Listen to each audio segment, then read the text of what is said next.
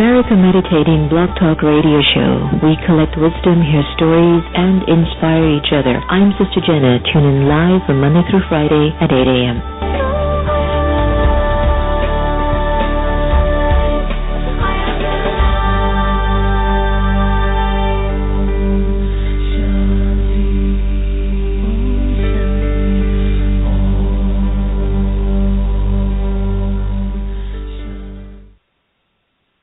The entire world watched. It's one small step for man, one giant leap for mankind. And humanity saw that the sky was not the limit. Achievement. Pass it on from the Foundation for a Better Life at values.com.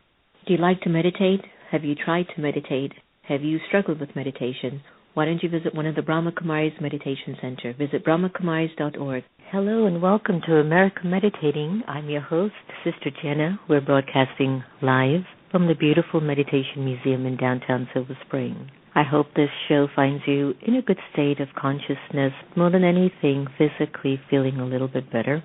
But if you're not feeling better, we're looking forward to having our guest on, Dr. Fabrizio-Mancini, who will be offering us some insights on how to have better well-being. Monday through Friday, you'll get to meet individuals like Dr. Mancini on our show. You'll learn a lot about how to take care of your mind, your body, relationships, finance, and all on the America Meditating Radio Show. If you've happened to miss any of our broadcasts, download the free Pause for Peace app and keep updated. Listen to some beautiful meditation commentaries as well as receive your positive thoughts for the day. Life about healing can be huge. We all want to feel better. We all want to look better. We all want to sound better. But are we making ourselves better? Are we making ourselves healthier? Are we keeping our thoughts in the right state of awareness? Very, very important and very, very crucial. So let's take a few moments and have some meditation together and withdraw ourselves and continue to basically breathe inwards and let the energy of light take us through a process of silence and peace and comfort, and breathe in, relax, and become calm.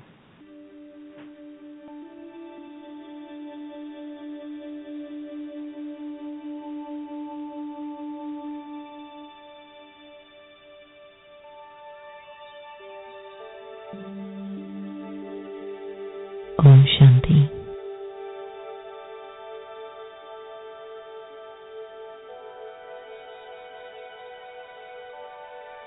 Today,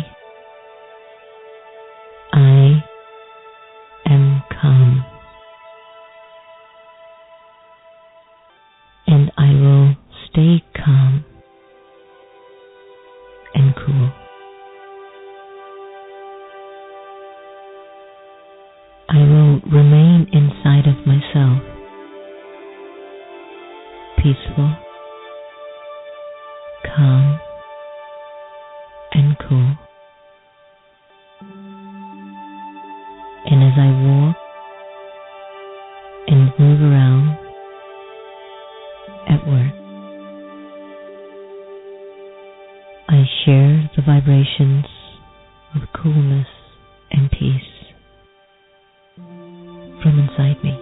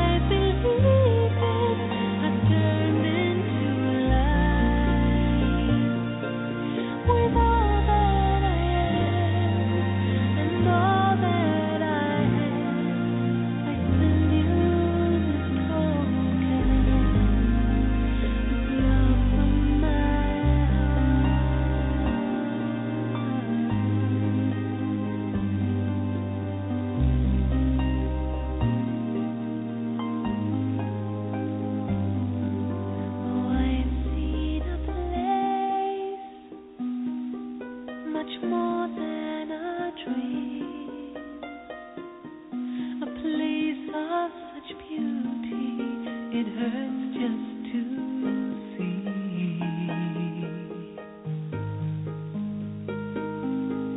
a place of no pain, no crying, no war, where peace is a treasure that has been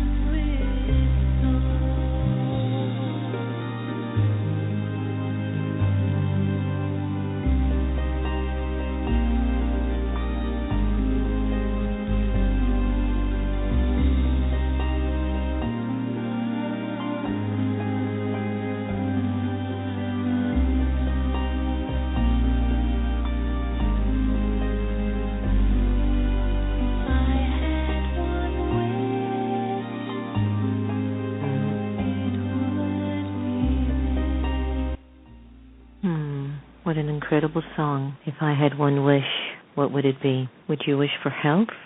Would you wish for money? Would you wish for a better relationship? Would you wish to be happy? There's a story I remembered one of our little kids was telling us that there was a little country store and a stranger had noticed a sign reading, "Danger, beware of dog." And it was posted on the glass door. Inside he noticed a harmless old hound dog sleeping on the floor beside the cash register. So he asked the store manager, "Is that the dog folks are supposed to be aware of?" "Yep," said the store owner. And then the stranger couldn't help but be amused. He said, "That certainly doesn't look like a dangerous dog to me.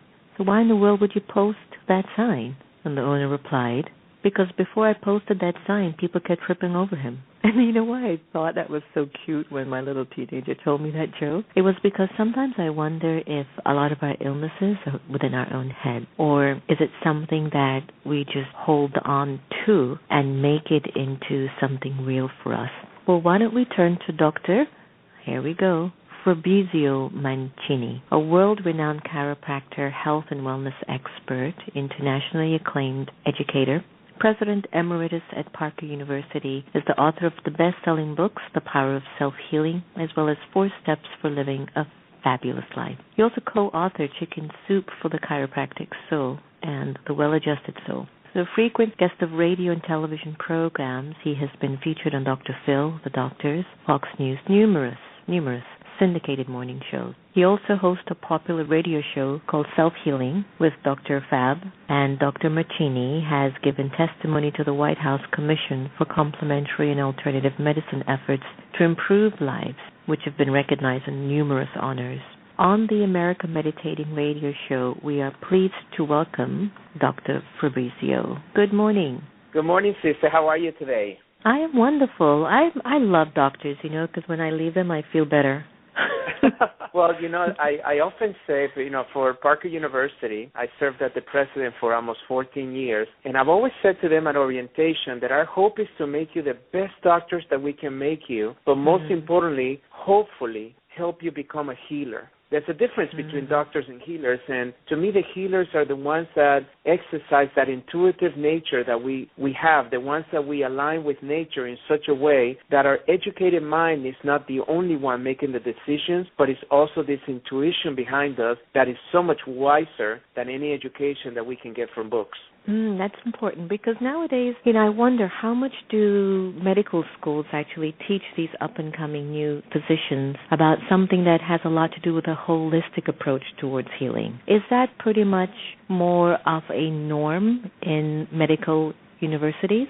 Yes, now for the first time, and this process began probably about 20, 25 years ago, where many of the medical schools, osteopathic schools, began to teach what they called at that time complementary and alternative medicine, in which they cover primarily the professions like chiropractic, acupuncture, homeopathy, naturopathy, etc. But they also began to explore further energy medicine, psychology and spirituality, touch, and those things. And now it seems like almost every single medical school actually gives you an overview, primarily to learn to work with these providers, but most importantly also so they understand what it is that the patients are doing that they're right now having under care. That's brilliant. Now, you have said that our bodies were designed with the ability to make repairs and defend against illness.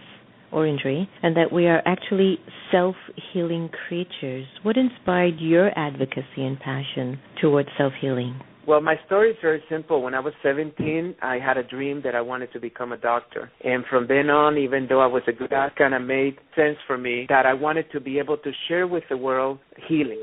And then initially, I thought I was going to be a pediatrician. And then I had a car accident that led me into an orthopedic doctor that referred me to a chiropractor. The chiropractor opened the way for me in 1986 to this world of alternative and complementary and holistic and natural healing. And I researched it for about 6 months and then made the decision not to go to medical school but to go to chiropractic school. And then, of course, I studied acupuncture and energy medicine, etc. over the years. It's just right now, honestly, if there was one word that I will give you is the understanding that people right now are looking for hope more than ever. Is the idea that traditional and conventional medicine, even though has helped us with so many urgent issues, is not really addressing properly the chronic illnesses of today. And then we're seeing this other world of holism and natural medicine is really advancing, where the people are responding very well to things such as inflammation, arthritis, cancer, diabetes, heart disease, etc. Well, that was really the lesson. Honestly, one of the first statements that I heard when I became a chiropractic student is the power that made the body is the only power that heals the body. I began to recognize that as I was studying physiology and embryology and histology in my basic sciences, that the body has all these systems, right? We study that in physiology especially, that the body has all these systems such as the cardiovascular system, the immune system, the nervous system, the musculoskeletal systems, and all these systems are designed to heal naturally, and that the body is a self-healing organism. The challenge today is that most of us are conditioned to look at health from the outside in. Anytime that we have a pain, we look at it as an enemy rather than my friend that is trying to guide me, that there's something deeper, there's a deeper cause that is happening in which the body is having a hard time healing, and we have to pay attention to that. And there are many approaches to that. So as I went through this process and I became a practitioner, and then I became an educator, and I began to get into the sciences and the research, I started recognizing that really we all are living in the wrong paradigm, because most of us are looking for help from the outside in, on a pill, on a surgical procedure, and unfortunately those are wonderful primarily when it comes to an urgent case, but they're not really addressing the 80% of our healthcare problems today. This last book that I wrote is called The Power of Self-Healing. What I wanted to bring was the science, because so many times people have been told that alternative medicine, complementary medicine, natural medicine, there is no science. And even though these sciences have almost 80% success rate and satisfaction by the patients, many times you hear that word that is not scientific enough. So what I wanted to do is I wanted to bring an awareness that our bodies not only heal physically, but they heal emotionally and spiritually. And what does the science today say about those things? Could it be that our emotions could be conflicting or could be supporting a disease process within our bodies? Could it be that an emotion is the root cause of a physical problem and a physical illness? Could it be that an alienation with spiritual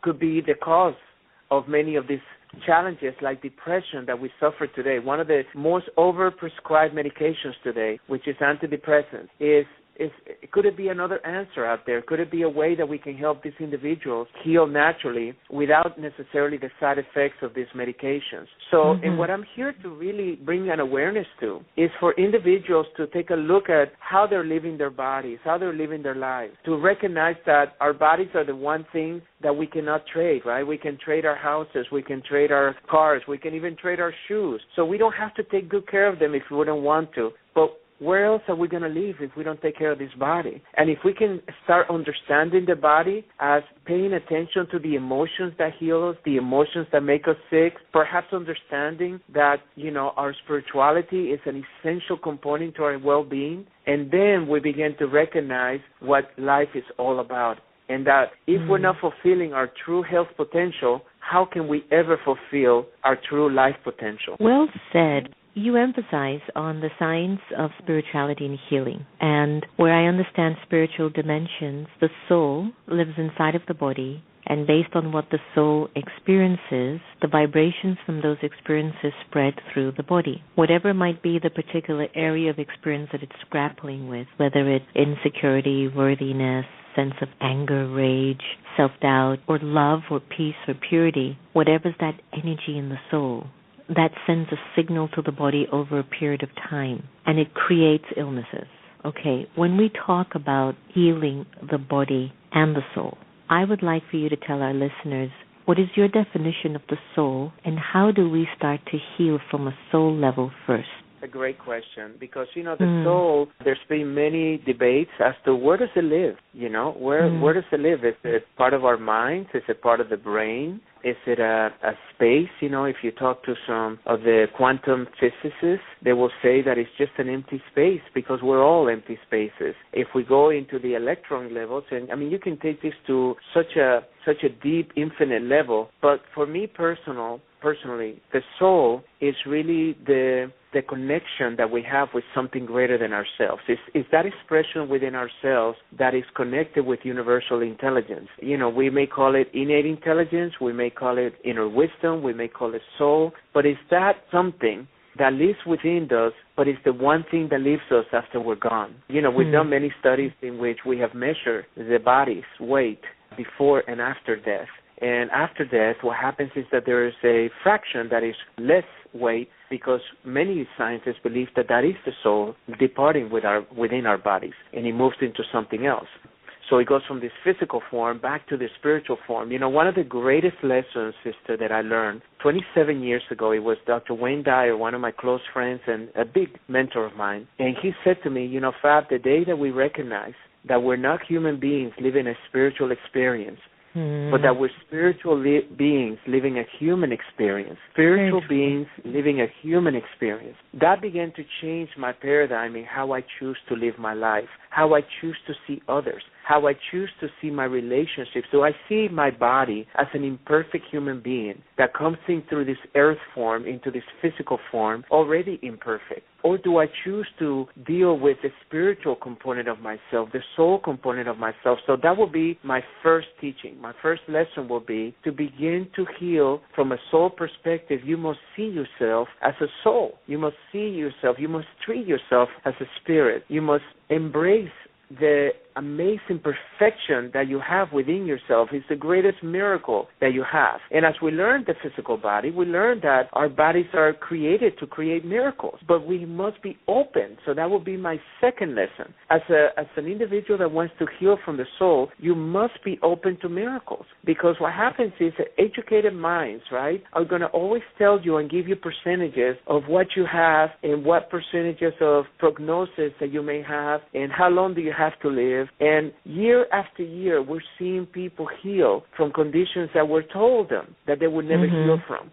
And what happened, the common denominator in them is that they believed that the body had the ability to heal. And that's because they were healing from a soul perspective. They were healing with the understanding that even though this physical body may be broken, that our bodies are constantly regenerating themselves. Our cells are regenerating themselves. And when the spirit is working well, our bodies have the ability to regenerate in the right way and to heal in the right way. That's beautiful. That's beautiful. In your book, you had discussed this concept of the healing triad, such as forgiveness, gratitude, and love. And I don't know if you've ever gone through a situation in a relationship where there was so much pain exchanged between both parties or many parties. And the hardest thing for the soul to participate in was to forgive and honor and allow it to be a learning lesson to make you into a better person. Now, there's some folks who have life great, but they're miserable. And there's some folks who are able to love an animal more than a human being. Now, when you talk about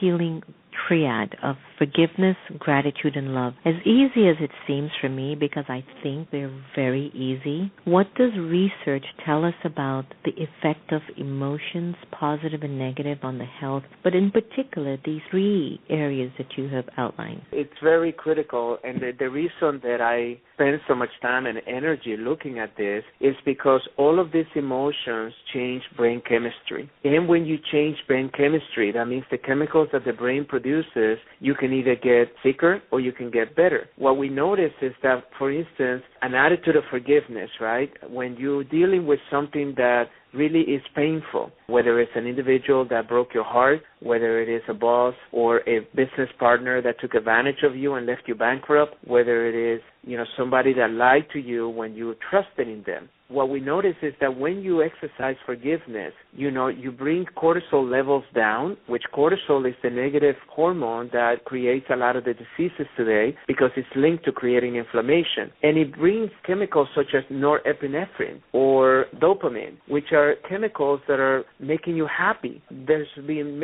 much research that have shown that one of the main reasons that there's such a population that is dealing with depression is because they have unresolved issues of resentment, anger, hate that they have not dealt with. It could be towards your parents.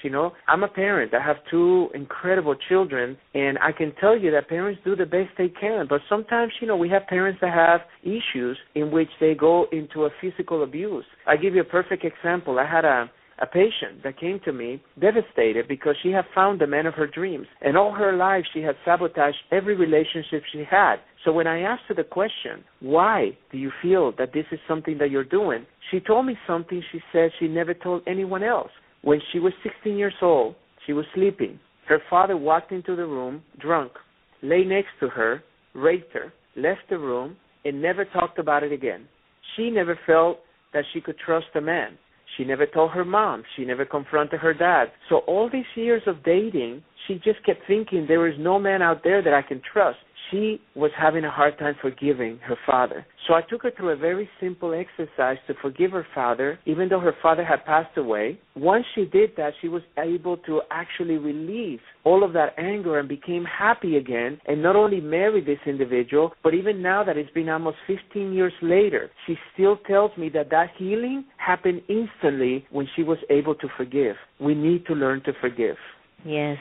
Wow, I totally believe that because I've seen some people who have gone through the most horrifying experiences, Dr. Fab, and they've been able to let it go. And I've seen some people who have held resentment just because the sister had an attitude or the sister got more attention from mom and dad than she did, etc., etc. And it requires such a level of interpretation. I think it's so important for us to begin to research our interpretation of ourselves as soul, our interpretation of what I, the soul, choose to experience while inhabiting the body, and that if I am forgiving, and if I have gratitude, and if I'm a loving person, my health and wellness will last a longer period of time. I think that's very important. Sister, you said something that is very important, and that is that, remember when we said earlier that if we see our journey in this physical form as a journey of the soul rather than a physical journey, we can actually begin to experience things very different in life. If I see experiences as only lessons to be learned, if I see experiences, whether they're positive or negative, as opportunities to discover a greater sense of my soul, a greater sense of myself, perhaps it's a strength that I never thought I had within me. Perhaps it's a skill that I never thought I could master. Perhaps it's an awareness that I needed to have in order to accomplish things in the future that I was meant to accomplish. Then all of a sudden we are not, like I often say that if we prayed, right, if we pray for suffering, there will be no disappointment, right, in our prayer. But most of us are always looking for things that are easy and convenient and the things that are material rather than truly the lessons in life. I mean, some of the most difficult experiences of my life have been my greatest teachers because I've looked at them as teachers. I never looked at them as the world was trying to beat me up or it was a punishment, and then therefore I became a victim. It was totally the opposite. It was only like if I'm going through this storm, it's only because after this storm it's going to be an amazing clarity, maybe perhaps even a rainbow that is going to be the prize for me sticking to the storm and learning what the storm was all about. Very well put. Dr. Fab, you are such an inspiration, and I just love your healthy style of spirit. Really, we enjoyed having you on the air today. Before I let you go, could you let our listeners know what's Dr. Fab's favorite life quote that he's living by, and if there's anything in particular that you're really working on or interested in or facilitating, please let our audience know how to get a hold of you.